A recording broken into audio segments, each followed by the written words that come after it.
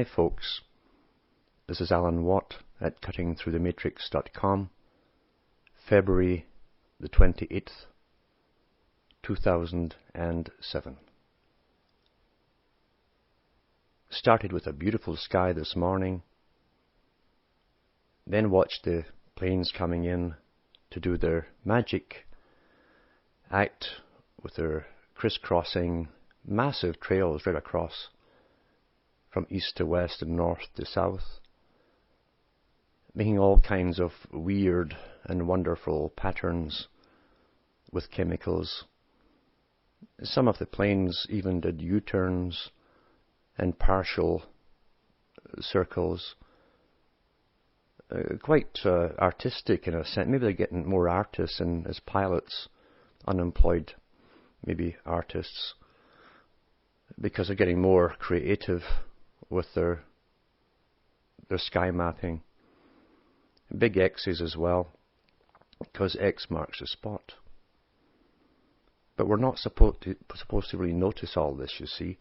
It's a hush-hush thing. We're supposed to be diverted and look at Iran, because, well, my goodness, who would have thought that all the times that we were growing up in different generations, that secretly the Iranians were the masterminds to take over the whole planet.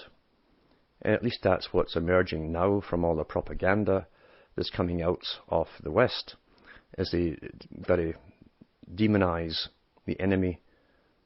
Very old techniques, terrify the publics of the world into lots of weird and unimaginable crises caused by these nasty people over there, and then go in and do something about it. So much so that the people will eventually breathe a sigh of relief when you go in and blow them all to smithereens. That's the standard techniques of demonization, or dehumanization too, of the enemy. We've watched it time after time down through countless centuries. Same technique, same formula, and the drums beat. The newspapers go into action with little snippets of, my God, the Iranians are going to destroy the Americans' food crops. They've been secretly, possibly secretly, re-engineering all the food plants, and it'll knock out the crops in the US breadbasket. Well, you see, that's nonsense, because it's already been done by Monsanto and all the big boys, since they modified everything there is to modify, including some of the insects. But the drum beats go on, and after Iran, it'll be straight through into Syria, since that's the agenda. That's the New American Century plan, the project for a New American Century, all coming to pass.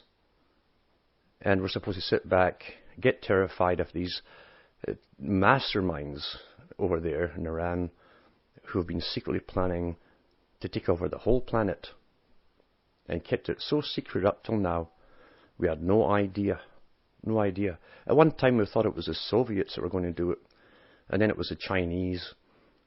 But no, it's the Iranians. That's the real masterminds. And who would have thought, eh? This is the childish propaganda that unfortunately works so well. Why change a formula when it does work? Same old script. Demonize the enemy, terrify your own public until they're relieved when you go and invade the enemy. Standard tricks. You know, you can condition people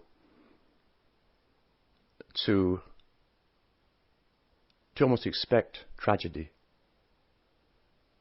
In psychology, they know that the person who's afraid of everything secretly, in a sense, wishes for it.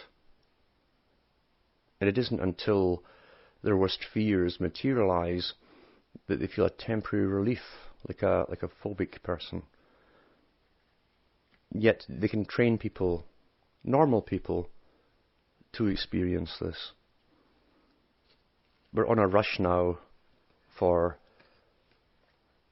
a new planet, a new way of living, the global community where we live in little communes, and this little commune over here will make the soles of the shoes and for the planet, and this other commune will make the upper tongue for the shoes, and another bunch will make the laces for the shoes, and we'll dress with flowers in our hair and beat tambourines, doing simple peasant folk dances, while the elite jet set all over the planet and drop into what were once country areas for the weekend of camping with all their servants from helicopters. Because there'll be nobody left on the rural areas, they'll all be moved into the habitat areas making their shoes and laces and stuff to be self-supporting. What a wonderful plan, eh? It's like something out of a fairy story. And yet that's literally what the Agenda 21 system from the United Nations is all about. Agenda 21, where we'll all live in happy little folk-type communes with fixed populations. I used to wonder about that, actually, when I first came to Canada. And whether you're driving through Canada or the US, after you see all the Masonic signs as you're driving into a town, you have a big board with it's telling you right away this is a Masonically controlled community. Then you'll see a billboard with the population of the town. And I used to wonder, how could they get it so even? Because it'd have 2,000 or 2,100 or 2,200, but it was always even figures. And I thought, my goodness, there's awfully good population control. It was never 2,951 or anything like that. But in this upcoming Habitat Society, it will even be more perfect and natural. You'll have to keep a fixed population, because the UN is supposed to dispense all the food ultimately when they're the big stick. Our benefactors, they'll dish out the food to each country, as they've said themselves, and it'll be up to the elite of each country to keep the population in control, because you won't be given extra bread for extra mouths. And no doubt once that's on the books and it's working and so many are getting aborted and we're breeding for our needs, as they say, in this practical society that's to come, they'll then readjust it and make it lower and lower until there's only a few peasants making the shoes for the whole planet and the shoelaces and so on. That's what will happen. They don't need such masses of people anymore. We're all the useless eaters. You see, if you're not up there, by Darwin standards, the Darwin socialists that run the world, if we haven't made it to the top and stayed there for a few generations, showing we've got good genes, you see, if we haven't made it there, then we're the refuse. We're the junk genes that they talk about. We're the junk. We're the left behind amoebas that aren't going to progress any further and become a real person. And so we're all failures. That's just it. Yep. This is the sciences. This is all the stuff that comes out of the scientific discussions. If you understand what they're saying, if you listen to the Eugenics societies, which are now called bioethics committees. Bioethics committees. Isn't that nice and warm and fuzzy? For the same guys and same offspring, actually, of the same eugenicists who used to write massive books on the shape of your earlobe and where your eyebrows were to decide if you had criminal traits. It's the same bunch, but they're now called, as I say, bioethics committees. And they've discussed everything under the sun, including who should live and die, all to serve this wonderful upcoming system. And no one voted these guys in. They just appeared one day when they first came out with the test tube babies. That was the first rumblings that something was beginning to form to take care of this for the people. For goodness sake, we couldn't let the people get involved in this discussion. No, that would never do. So they gradually had these foundations set up, funded from who knows where, but the bankers will flow their cash in there, no doubt. And when any major thing has to be decided to do with genetic engineering, re-engineering, or euthanasia, or any of these problems that they have, we have these bioethics committees that are non-governmental, but have governmental inputs. Isn't that something, eh? See, our whole lives are run by a new type Soviet. And that's what the Soviet meant. It was government by committees. We are living in the third way of Alvin Toffler, the title of his book, where capitalism and communism comes together to go the third way, where the elite will still run the show, a Sovietized communistic bureaucracy of those lobsters, they call bureaucrats, the ones that sit there with the steely eyes and don't see you as a person. It's just like a lobster looking at you. Well, the bureaucrats will be communized and they will take care of the masses beneath them.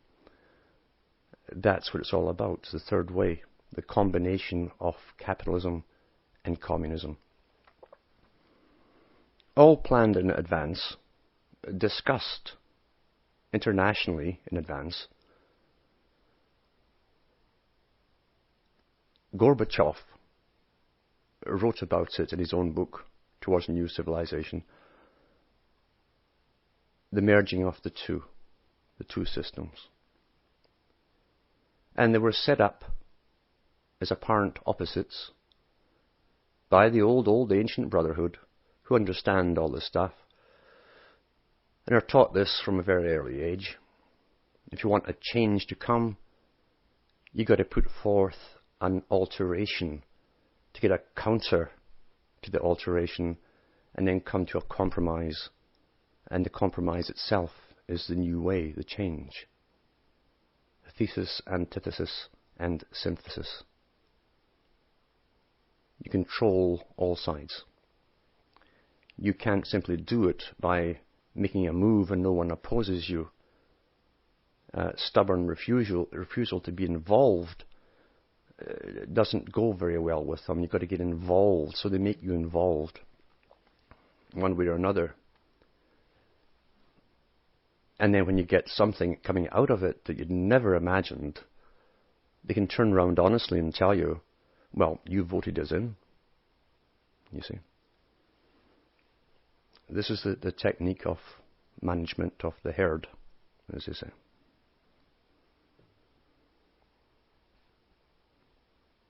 Thousands of years ago, they had their little folk sayings, as we always used to have little folk sayings, little ditties that would make sense like proverbs.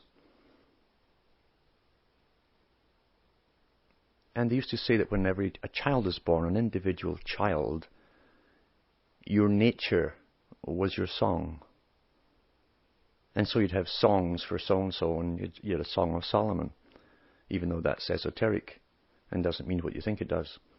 But you sang your song, that was you living your life.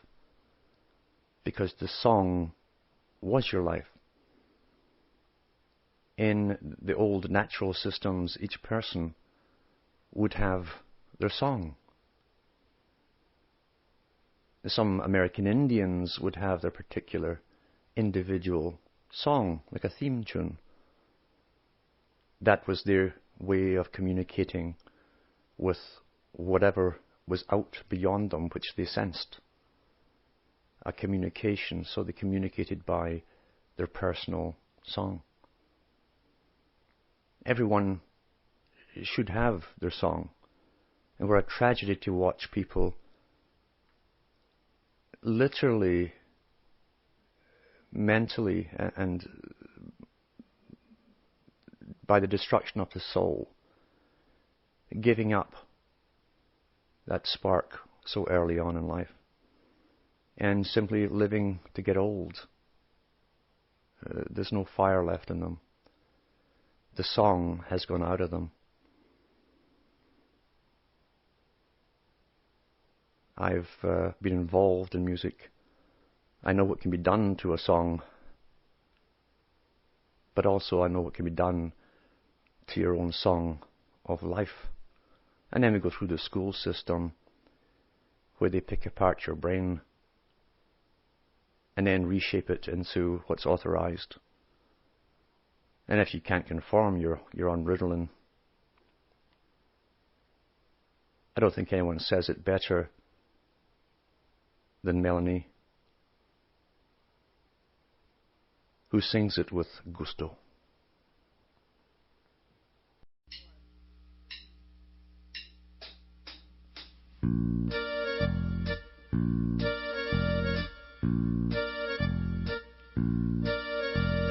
Look what they done to my song, Ma. Look what they done to my song, Ma. It was the only thing I could do half right, and it's turning out all wrong, Ma.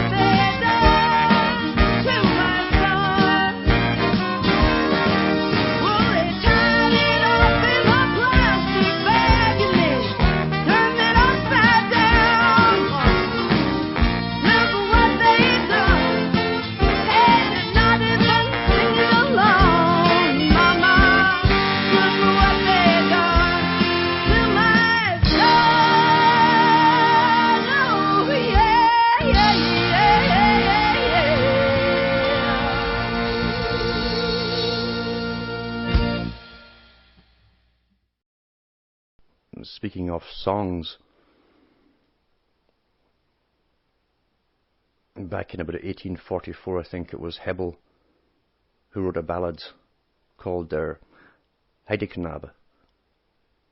It was about a little boy going through his life, and every fear that he had that could happen, every nightmare did happen. A form of fulfillment of your worst fears. What we have in this system, this world, is a perpetual fear-mongering from the media, because the media is part of government.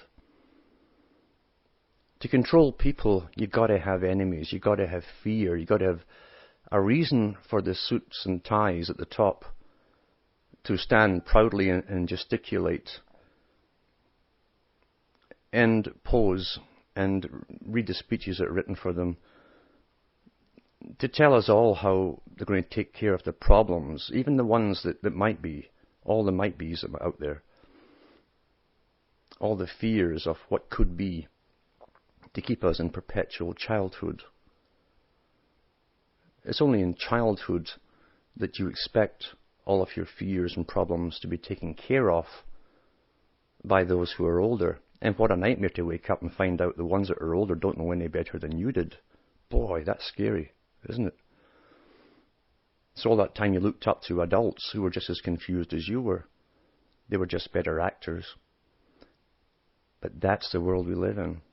And this same technique is used to control the minds of people, especially in this artificial system, which runs on what we're told is a big gambling casino called the stock market,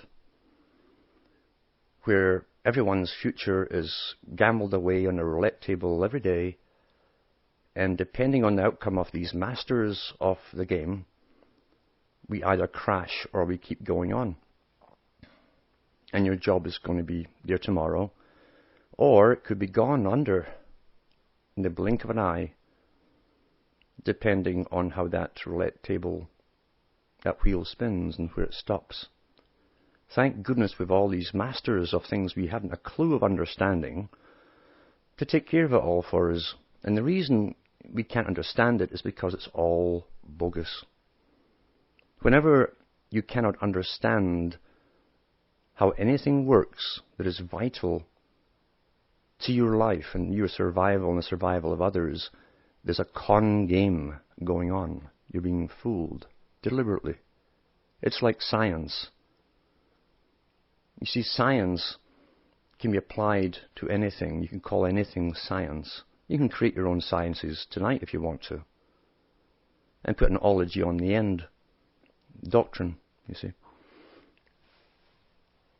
Or an ism. Ism also means doctrine. So you can create an ology or an ism and tack it on the end of a word, and it could be your doctrine. And you can give a lot of scientific terms, because the first thing you must do with any science is create your own vocabulary. Then only those you allow into the little secret club will know the secret meanings. Everyone else will be terribly, terribly impressed, but completely confused. And then you can give degrees out to your own people, and then lord over those who are impressed but very confused. That's what sciences are. You know, psychiatry will be the first to tell you they cannot cure anything. They cannot cure mental illness. In fact, the definition of mental illness is very obscure.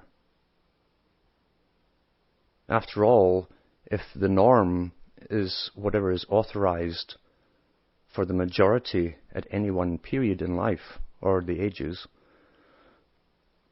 then anything outside of that is therefore deviant and therefore abnormal and therefore ill.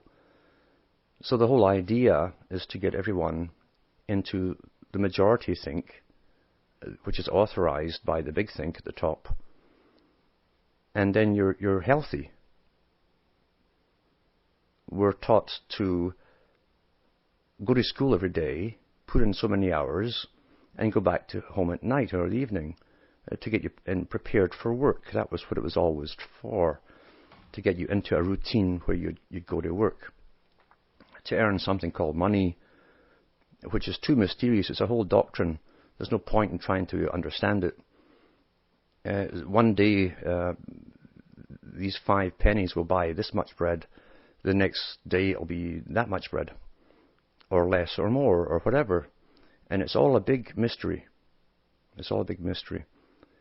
In the old barter days, before the con man who came along with money got involved, you would have 2 people who would exchange this for that. And they would decide between the two how much of this you'd trade for how much of that. That was it. Because value and a price is only an idea. That's all it is, someone's idea. And in came the third party who conned them into using this thing called money, which you can't eat. And silver and gold are pretty useless for most things that you need. They're no use for tools. But here you are, you're getting something which is hard to find, or harder to find. That's why they picked it. The Phoenicians were using it, thousands of years ago. They knew this too. They had miners on the go, all slaves, slave workers. And the con man got in between the 2 people who bartered, made them believe it was of the same value. A bag of oats is worth a bag of wheat. And then once you had the whole system under the thumb, he says, oh, well, we need 10 bags of that oats to go for that 1 bag of wheat. And when you ask them why, he'd tell you about scarcity of supply and demand and all this kind of stuff, and use his newspeak on you. And eventually you throw your hands up and says, geez, if I have to understand all this, I'll never get any work done. And he says, that's what I want. And you went back to work and he ran the money. And nothing has really changed up until the present. This is the con game of money. They used to tell you too, just work hard, and you'll get up there in life.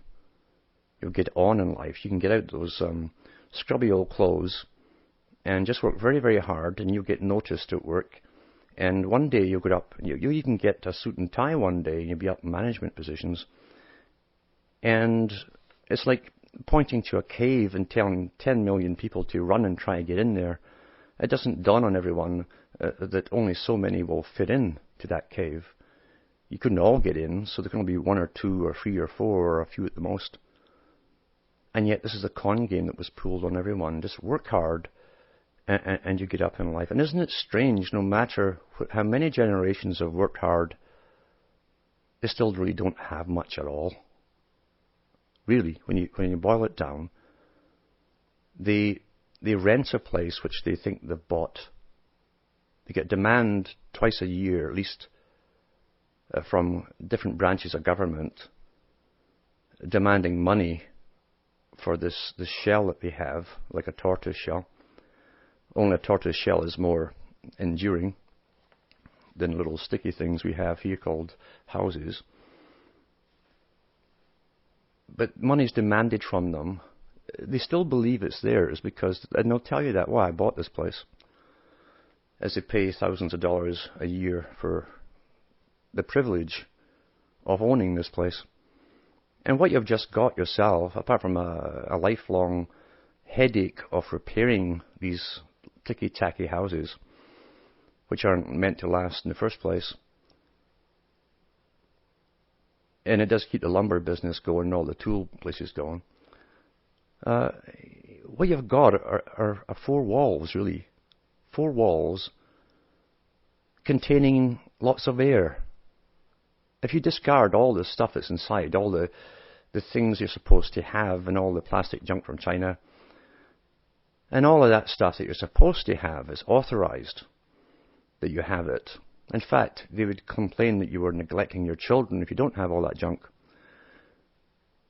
So you can't win in this system by following the system. But all you've done is enclosed a lot of air, and you get taxed for the privilege of breathing it inside that shell, which you don't own. but you're paid for.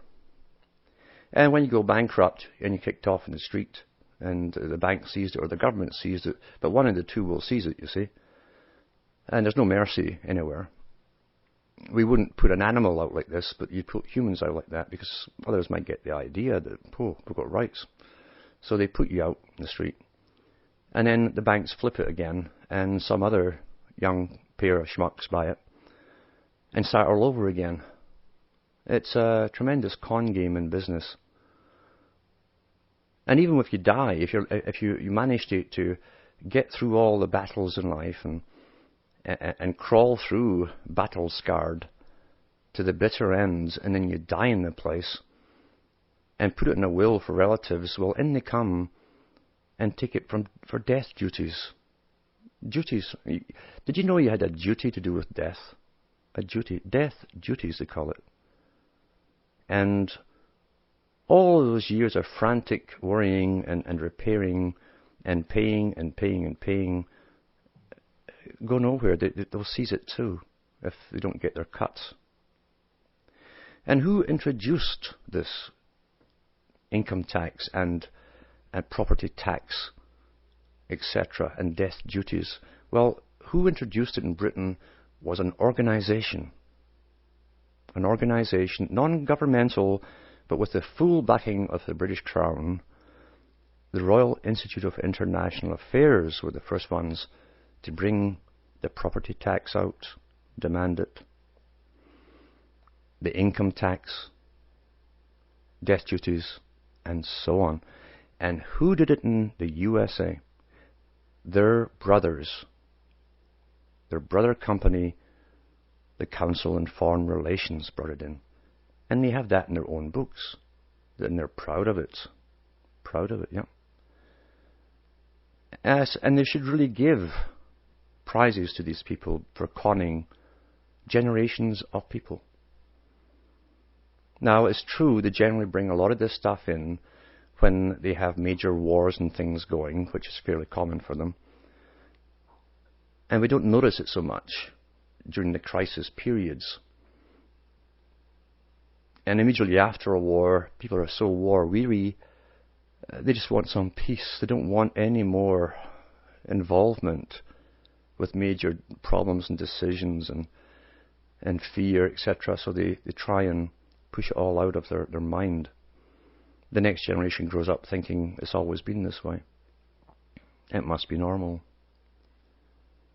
And shortly it will be normal to go into get a chip in your brain at a certain age, and they'll think it's normal because mum and dad did it. Or maybe they won't have mum and dad, or maybe mum and dad will be one person. In fact, maybe they'll be cloned from mum and dad in one person. Gets awfully confusing, doesn't it? This is the brave new world that we've been led along to. In the Matrix movie, Morpheus, who changes shape in every era, you see, and always says the same thing in every era, every time. It says to Neo, he says, "You're a slave, Neo." You wouldn't believe the relief that people get when it suddenly hits them. They're a slave. All the fears they've had, the worries tend to vanish. Like a massive weight's taken off your shoulders because suddenly you understand things. You understand why things aren't working out for you. You understand now that you've done all the right things, but you haven't got what you were taught you were going to get. This great big award at the end of your life.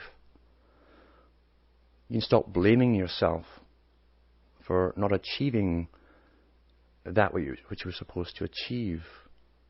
And you can throw away that underachiever guilt complex. Because achievement doesn't come by hard work. It comes by who you know and what societies and organizations you have joined. That's how it comes. That's the real world. That's the real world.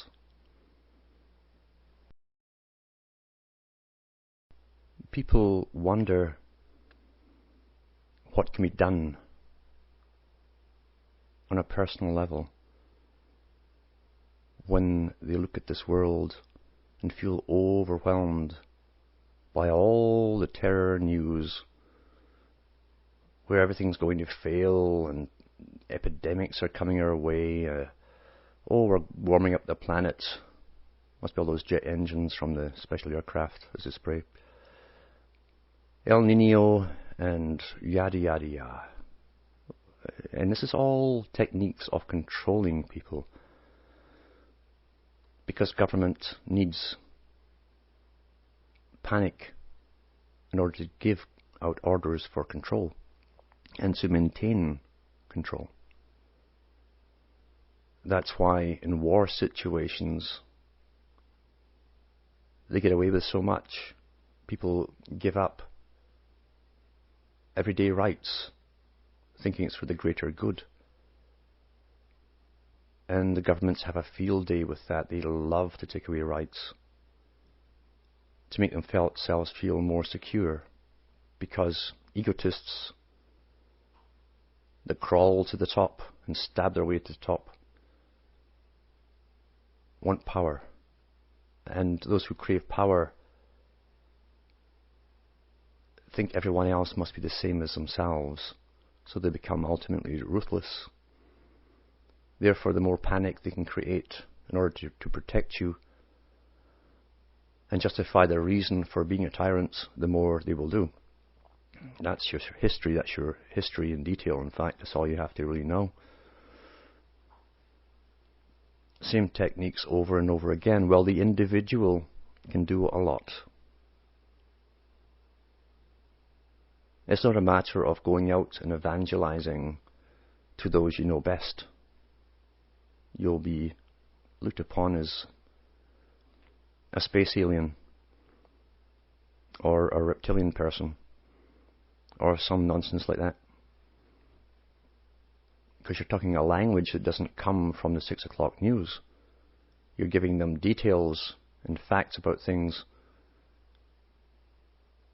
which really are foreign content to them. They haven't got it from their newspeak, the television set. If it came on the television set, then they would listen and they'd talk and converse about the subject. But if you're telling them things which are not from that 6 o'clock news, you must be talking from another planet. So don't evangelize to those around you unless you want to alienate them from you. And why cause trouble for yourself that way when it's pointless anyway? You must seek out those who are asking questions. It doesn't mean that you'll end up on the same path necessarily by teaching them or exchanging views, but at least you can get certain topics broached and you can bounce ideas back and forth. When you're up against a system that's thousands of years old, at least thousands of years old, a science, you don't expect to knock it down in one fell swoop. You've got to take time to chip it away. And you'd be surprised how the largest object will come down when you just chip away, like a beaver. I've watched beavers go to work on trees until they have almost a pencil point of a tree trunk balancing on the other point of another pencil. That's what it looks like. And they are terrific engineers. They know how long it's going to take to finish this tree. They know where they want it to fall, what direction they want it to fall, and when to get out of the way when it starts falling. They know all of that. And they have patience. Patience. And when you watch a beaver, he does it on his own. He doesn't go around saying, gee, that's a huge tree. I better get a whole bunch of beaver here and we can all go at it. He starts his own chipping away. He doesn't look for confirmation. Am I doing a good job? He just knows he is, because he's got patience. And this big monster of a tree will eventually fall. And it'll fall exactly where you wanted it to fall. And afterwards, he doesn't look round for applause. He's done for what was, for him, a natural thing. The largest things can fall by the acts and the patience of someone who puts some life into what they're doing. When you realize there is a real war going on, very deceptive, well camouflaged, but you understand what it is, and you realize that everything else takes second or third place. Then you start putting your life into something that's real and worthwhile. And just like the beaver, you don't look around for applause at the end of it. The reason there's information to be passed on is because people in past ages, few to be sure, but enough to pass on the information, did so. And that's made all the difference in the world in a very specific way. The reason the deception is used today to control masses of people is because of the people who were awake in previous ages passing on knowledge. Otherwise, we'd all be chipped long ago, or lobotomized long ago, completely lobotomized. It's only been the more cautious and devious way of governments, way of getting round that, that's led them to create such a system of massive propaganda and indoctrination through television and media and schooling. It wouldn't be necessary except for people who passed on knowledge and wisdom through countless centuries. The people who could point to the king and say he has no clothes and break the spell that held the masses. That's what it takes. But it takes life. And when you look at what people really are doing with themselves, they're doing what's authorized to be good citizens, upstanding, upright, all those Masonic terms. All those authorized things. And yet they're not alive, they're not living. They're putting time in. They're killing time, really. And as they kill time, they're killing themselves. And there's nothing more worthwhile that brings the flame alive than getting involved, keeping your cool as you do it, and passing on just enough information here and there that maybe one day will alight the fire in someone else when the words come back to them that you have uttered at the right time. That's how knowledge has been passed on. Otherwise, the whole planet would be watching sports, and thank goodness, with all the massive indoctrinations, they haven't reached that stage yet.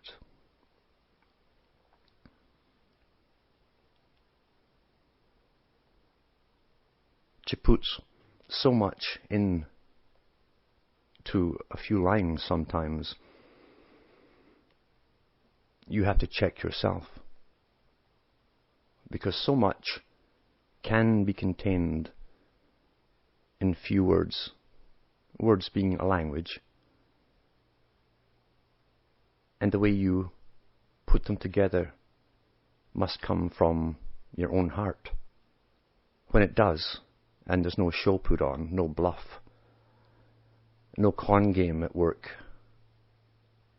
you reach people. Simply be sincere, but make sure that you believe in what you're saying first. And you will find that people come alive because they can't debate or argue when it truly comes from the heart.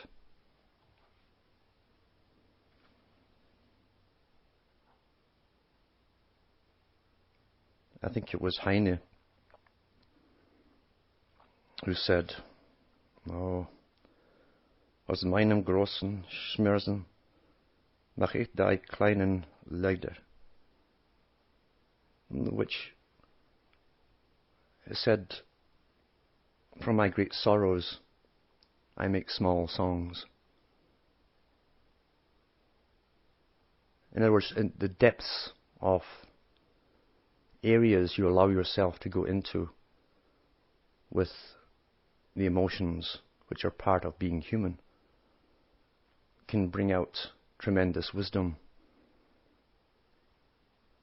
And yet you can never condense everything you've learned into even a book about it, because you personally will learn so much.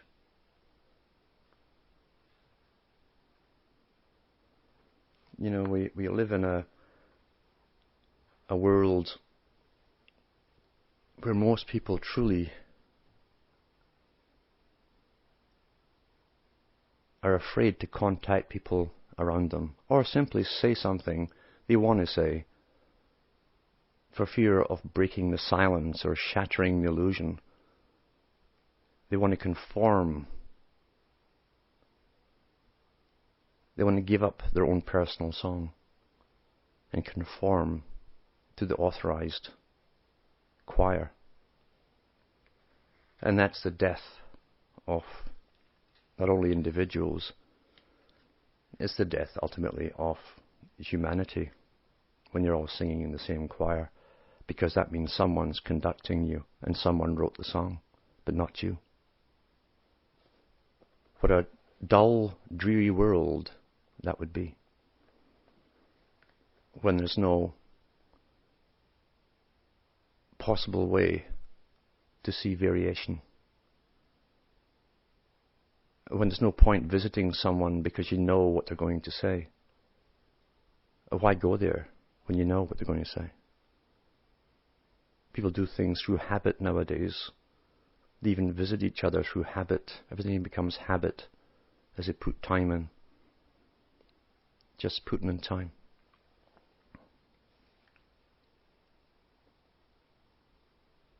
You have a life to live, and yet they're putting time in where their own creativity could be used to the full. They switch on televisions and read novels and find ways to pass the time, ways where experts will write the program for them. You don't participate watching a movie, or watching anything for that matter. You're being downloaded by someone who sat down to write something, and now it's been downloaded into you. Not so much because you're interested in it, but because you want to pass the time, to pass away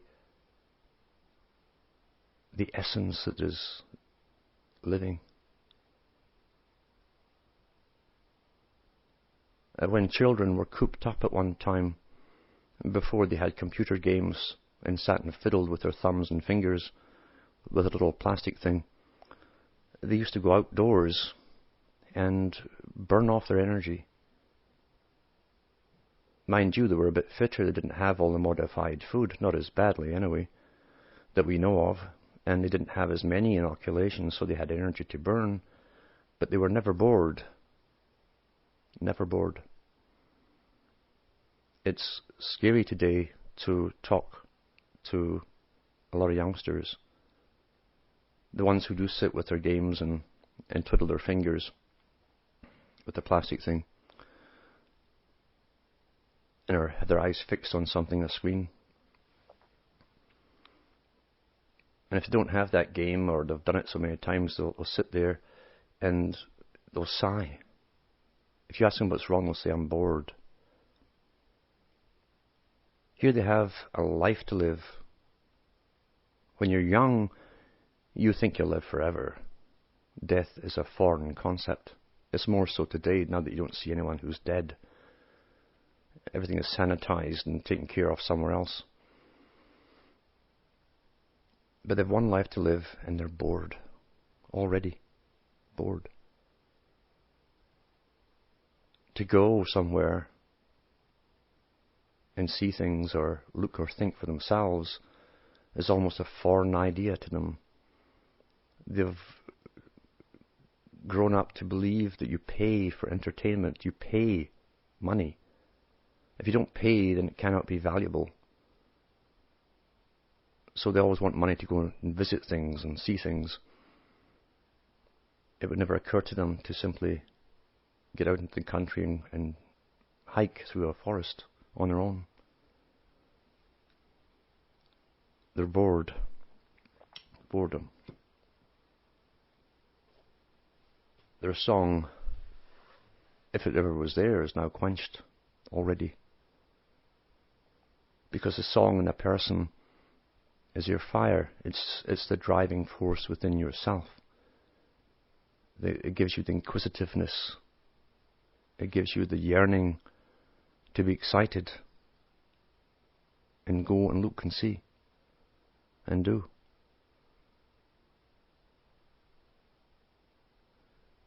And eventually they'll be world weary, where the cares of this world will be so overwhelming as they go through the years. They'll want to switch off themselves because it's all so terrifying to them. Most of all, the fear-mongering in all ages is fabricated nonsense, most of it. Not all of it, but most of it. And we cannot allow that to get us down until our fire is quenched. The fact today that there are people who are still awake, can verbalize what's happening, cut through all the illusions, cut through all the propaganda, the counterintelligence that's put out there to make you drift off into space, chase lizards all over the place, follow gurus who wear funny clothes but look as if they know something and look terribly pious.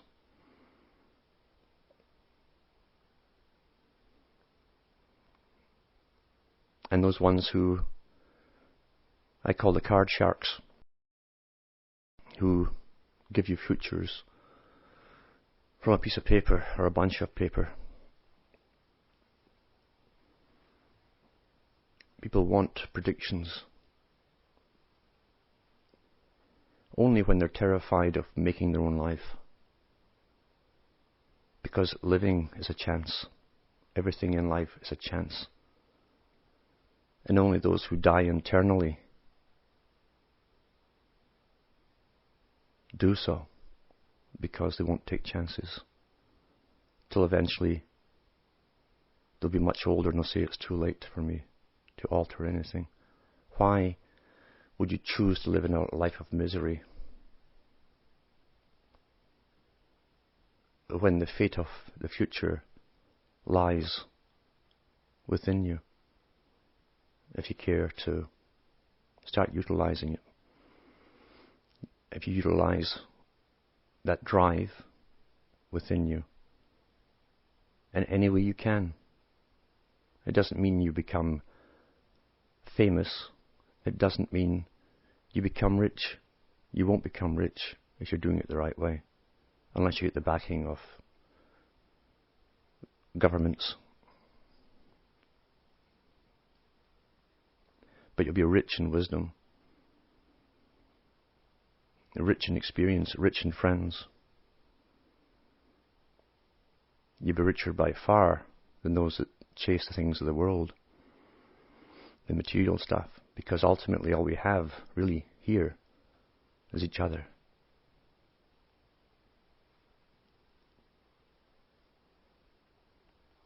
And by that I don't mean the faces we put on, the authorized faces, the pretenses.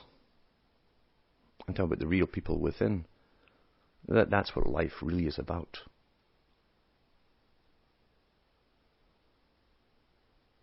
The acting, the persona people project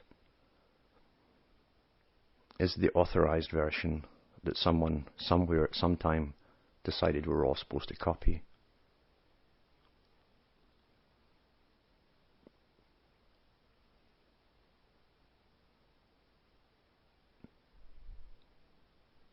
I've said many times, this is the place, the war zone,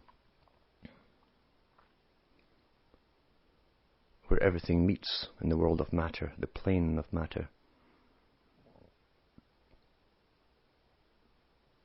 We can't allow ourselves to be psychologically put under by deceptions or worry or stress and fear. When you realize we're all going to die, hopefully not all at the same time, but judging from what we've seen of the past, everyone eventually dies. When you realize how precious life itself is, and that there's supposed to be a joy in living, a joy, then you have to claim that back again and tell those who are trying to destroy it to get off your back.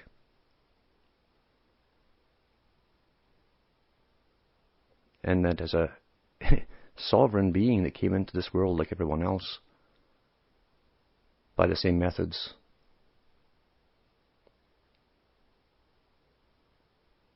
we have a right to participate in the decision making that affects us. We don't need other people to tell us how we should be, how we should live, what we should do,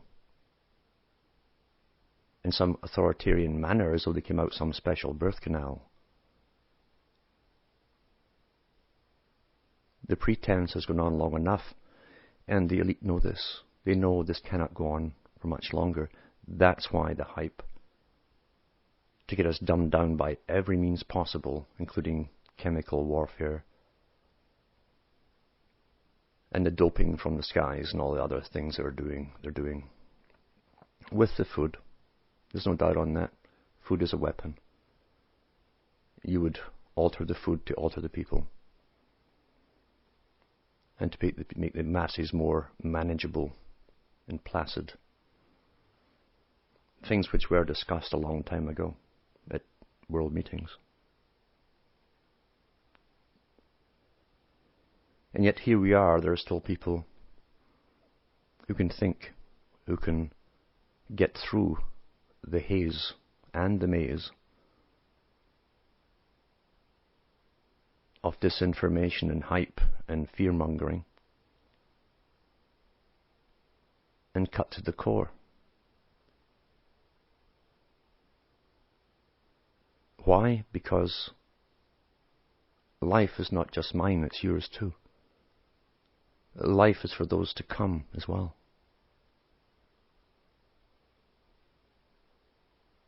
And life is supposed to be lived,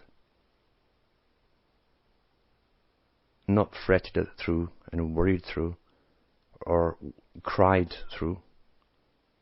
It's supposed to be lived, even though you'll do all of those things at some time, but not all the time.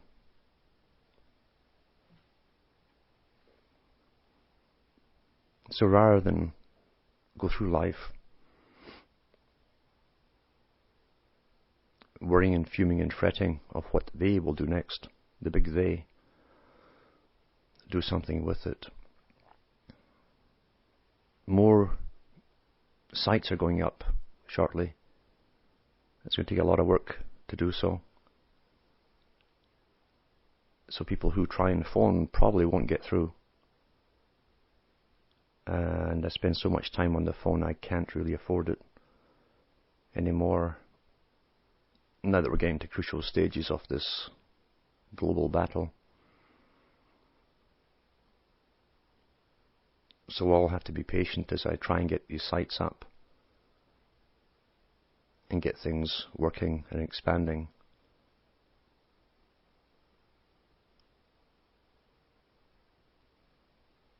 So to finish off, I'd just like to repeat, don't simply put your time in like a prison sentence. Stop passing time.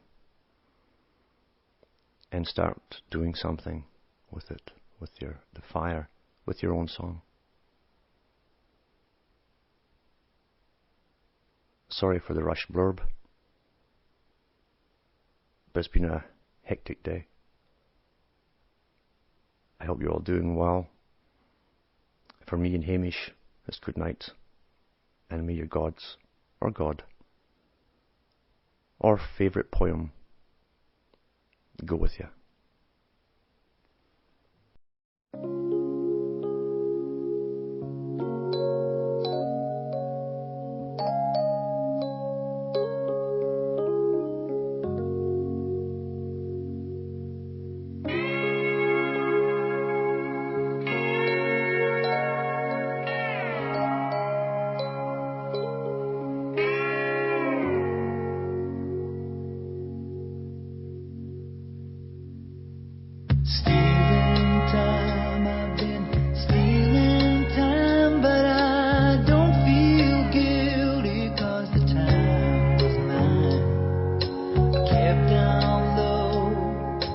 Kept down low, I walked right out.